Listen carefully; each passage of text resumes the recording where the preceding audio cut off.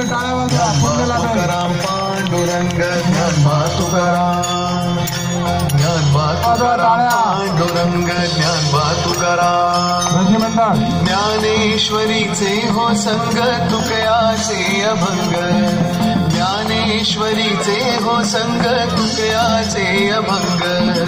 वार करी नाचे सारे होऊन या रंग. ज्ञानबा तुकाराम पांडुरंग ज्ञानबा तुकाराम, ज्ञानबा तुकाराम पांडुरंग ज्ञानबा तुकाराम.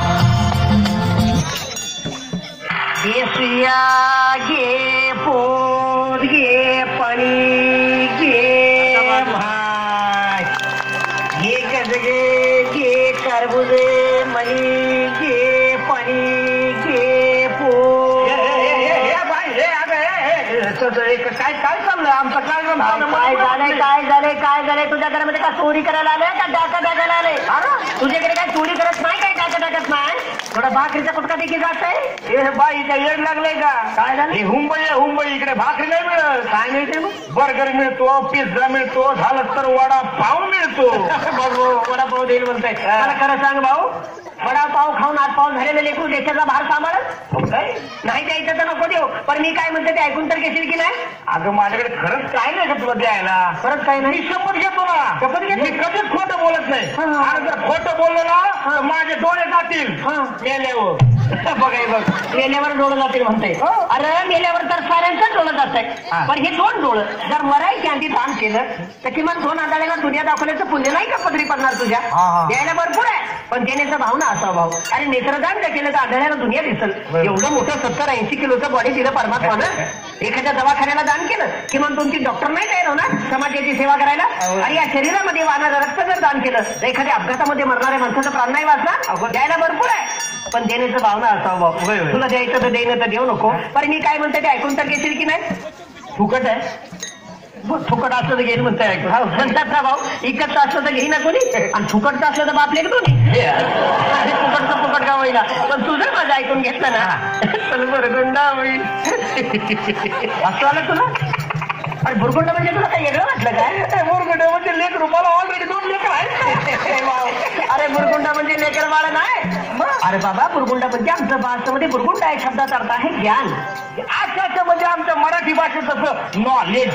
तुला ज्ञान होईल की 4 युगाने 10 अवतार आमच्या श्रद्ध्यामध्ये असतात. तुझ्या आहे तुझ्यापाशी, परंतु तू जागा चुकलाशी, आणि तीच चुकलेली जागा दाखवण्यासाठी संतांनी ग्रंथांचं, भारुडांचं, वाङ्मयांचं निर्मिती केलेलं आहे. बाबा मला सांग, एखाद्या वेळी ग्रंथ जुनं झालं त्याचा दुसरा आवृत्ती काढता येईल. भारुड जर फाटायला लागलं त्याचे झेरॉक्स करून ठेवता येईल. परंतु मला सांग भाऊ, त्या ग्रंथांचा संस्कार करून घेण्यासाठी या नरध्याची प्राप्ती आम्हाला परमात्माने करून दिली. या नरध्याचं झेरॉक्स मशीन झालं का रे भाऊ तयार अजून नाही? म्हणून म्हणतोय मी की तू जर माझं ऐकलं ना तर बुरगुंडा होईल वैया गे.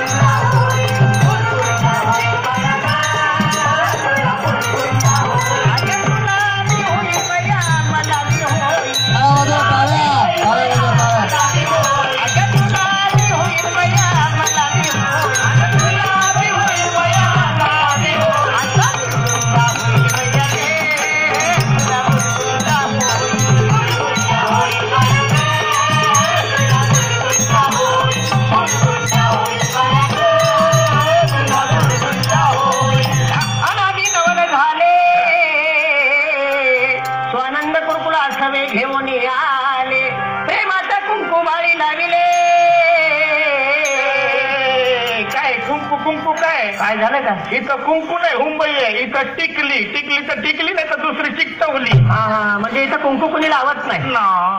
मग टिकली लावते. टिकली म्हणजे जसं साडीचा रंग तसा टिकलीचा रंग. मॅचिंग म्हणते नाही मॅचिंग म्हणतेत ना. या वरच्या रंगांचं मॅचिंग तर कधी करता येईल भाऊ, पण संसारामध्ये खरा आनंद, खरं सुख भोगायचं असेल ना तर नेचर मॅचिंग असावं असं नाही वाटत. नेचर मॅचिंग असेल तर या वरच्या रंगांना महत्व आहे. मी म्हणत नाही माझा कुंकू लावून तुझं टिकली लावू नको, परंतु टिकलीच्या रूपानं सौभाग्याचं दान किती ठिकाणी वाटत फिरतं आमचं माऊली. अरे मग सकाळी उठलं, बाथरूम मध्ये गेलं, बाथरूमची भिंत सौभाग्यवती भव.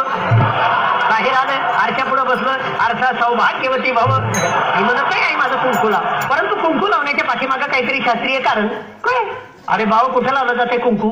इथं. अरे कपाळावरच लावलं जात आहे. परंतु आग्नेय आणि ब्रह्मरंध्राच्या मधोमध्य पिट्युटरी ग्लँड आहे, ज्याच्यावरती कुंकू लावल्यामुळे आमच्या महिलेचं मानसिक संतुलन कायम राहते. कारण महिलेचा मेंदू अतिशय संवेदनाक्षम असते आणि महिला मेंदूच्या संवेदना कायम राखण्याचं रडारचं काम ते कुंकू करते. म्हणून म्हणता येईल कपाळावर कुंकू लाव. कारण कुंकू हे चिंचोका आणि हळदीपासून बनलेलं असतंय. एखाद्या वेळी विंचू चावला ना त्या चिंचोका उगाळून लावून बघ, विंचवाचा झर उतरवण्याची ताकद त्या चिंचोक्यात आहे. मग खरं सांगाई, जर विंचवाचा झर उतरवण्याची ताकद त्या चिंचोक्यात आहे, तर त्याच चिंचोक्यापासून तयार झालेलं कुंकू जर तुझ्या कपाळावर लागलं तर तुझ्या डोक्यावरचं टेन्शन नाही का कमी होणार? बघ तुला कुंकू लावायचं सांगितल्याबरोबर पुरुषांनी टाळ्या वाजवायला सुरुवात केली. पण पूर्वी ते काय आमच्या पुरुषांना ती शेंडी होता ना रे भाऊ. आता आहे शेंडी? आता नाही शेंडी. शेंडी म्हणजे काय?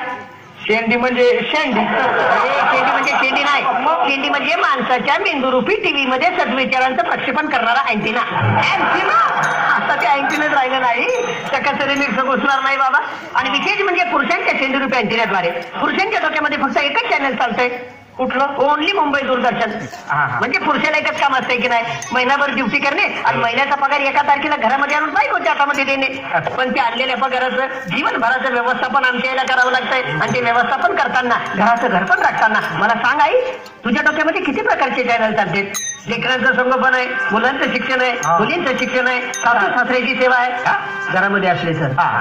हे सगळे चॅनल तुझ्या डोक्यामध्ये व्यवस्थितरित्या प्रक्षेपित होण्यासाठी तुझ्या डोक्यावरचा हा जो केसांचा आंबाडा आहे ना ताई, हा डिश अँटिना आहे. आता मला सांग, या डिश अँटिनाच्या काड्या जर ब्युटी पार्लर मध्ये जाऊन तू कमी केल्या तर तुझ्या मेंदुरूपी टीव्हीच्या पडद्यावर मुंग्या नाही येणार? बुरगुंडा होईल भैया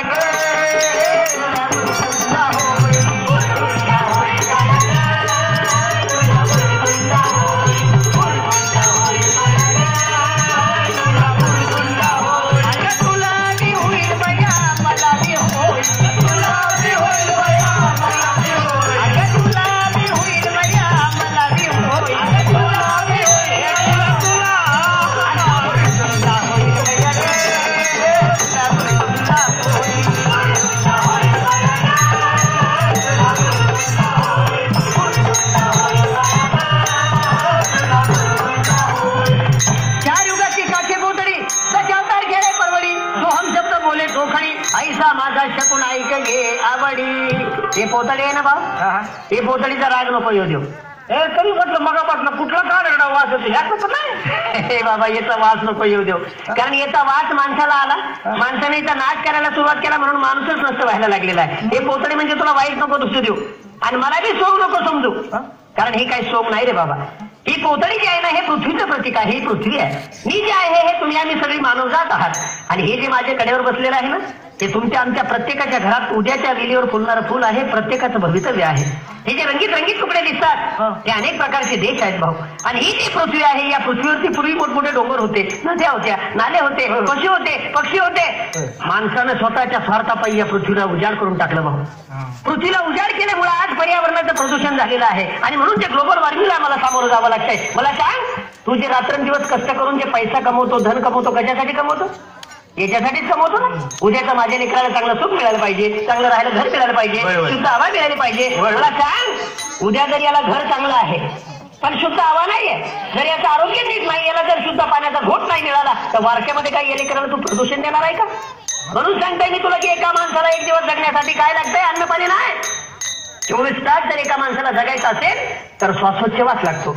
आणि एका माणसाला एका दिवसाला जगण्यासाठी 27,000 वेळा श्वासोच्छवास घ्यावा लागतोय भाऊ. 27,000 श्वासोच्छवास घेताना 15 किलो ऑक्सिजन लागतोय. आणि तो 15 किलो ऑक्सिजन तयार करण्यासाठी एखादा कारखाना नाही, 7 झाडे कामी येतात. मग मला सांग, जर एका माणसाला जर 7 झाडे लागतात तर एका परिवारामध्ये किती माणसं आहेत? किती झाडं लागत असतील भाऊ रोज? एखादं झाड लावलं गेल्यावर 2-4 झाडे घेऊन जातो आम्ही.